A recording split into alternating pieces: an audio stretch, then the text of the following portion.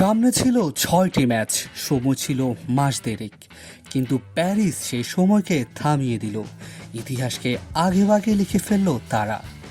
League আ এর সিংহাসন এখন লাল নীল জার্সির গর্বিত বাহক পিএসজির দখলে। গত রাতেই ছিল সেই মাহেন্দ্রক্ষণ। অজের বিপক্ষে মাত্র এক ড্রই যথেষ্ট ছিল পিএসজির টানা চতুর্থ এবং মোট ১৩তম লিগ শিরোপা নিশ্চিত করার জন্য। তবে লুইস এনরিকের দল সেখানে থেমে থাকেনি।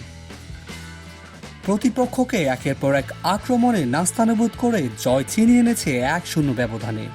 আর ম্যাচ শেষে বাঁশি বাজার সাথে শুরু হয় প্যারিসের আকাশের রঙিন আলোয় উদযাপন।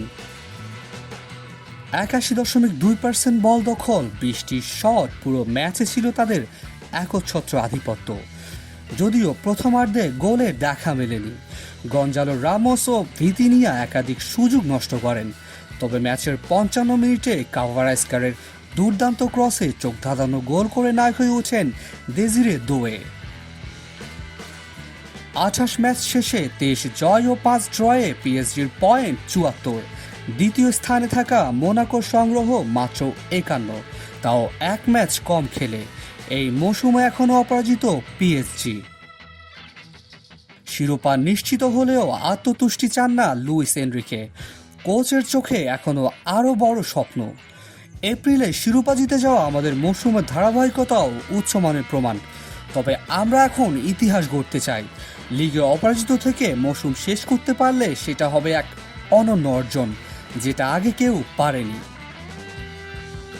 শুধু লিগই নয়, এনরিকের সামনে এখন ট্রেবল জয়ের সুবর্ণ সুযোগ। ফরাসি কাপের ফাইনালে পা রেখেছে পিএসজি।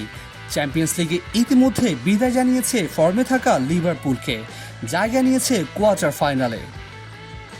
এবার সামনে ইংলিশ ক্লাব অ্যাস্টন ভিলা। তবে লুইস এনরিকে জানেন আসল লড়াই এখনো বাকি। পিএসজির সামনে এখন ইতিহাস গড়ার হাতছানি। লিগ, কাপ, চ্যাম্পিয়ন্স লিগ ৩ মঞ্চে একত্রে শিরোপা ছিনিয়ে এনে নিজেদের নাম চিরস্থায়ী করতে চান প্যারিসের রাজারা।